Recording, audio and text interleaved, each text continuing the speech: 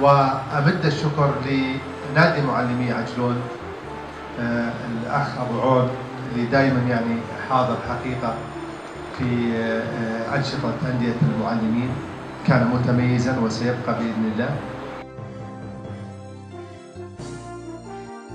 أكرر امتنان العظيم لعضو مديرية تربية عجلون وزملاء نادي معلمي عجلون ومثل برئيسها النشر الأستاذ أحمد الفرحان وزملائه، كما أعتز بهذه القامات والهامات من الزملاء من منتسبي ومديرين والقائمين على نوادي المعلمين في أرجاء المملكة.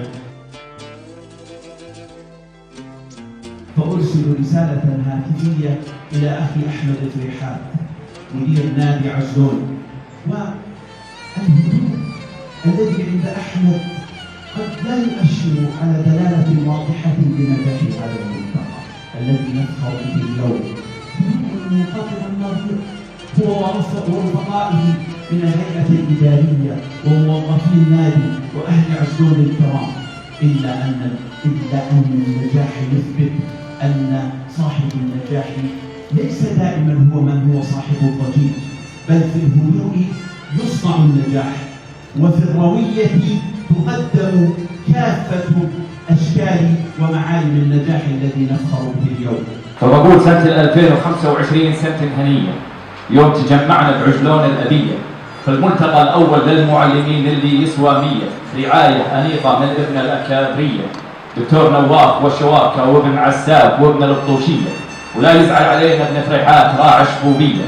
جينا من أندية أردنا العز والمرجلية، وجينا من مادبة لبين الندية، أهل العقبة والطفيلة الأبية، ومعانا النخوة وعجلون النرجسية، والمفرق درة المفهومية، والزرقاء الأردنية، ولا ننسى نشام البكر ووزارتنا الهنية، وعمان الفخر والزلومية، ووصل مربى العز والمفهومية، وربد عروس الشمال وجرش النشمية. أوراق زينة وبيها جهد ومحشومية، ترعى المعلم والتعليم والتربية الوطنية، وتسولف عن التميز وجائزة التفوقية.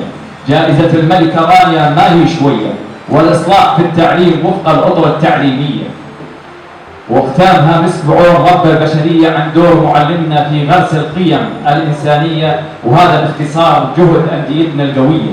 بداية خير ونصل للمؤتمرات العالمية، واعذرونا على التقصير انسار يا أهل المعذورية، وسلامي للدكتور الدراكة والأخت أريج على المجهودية.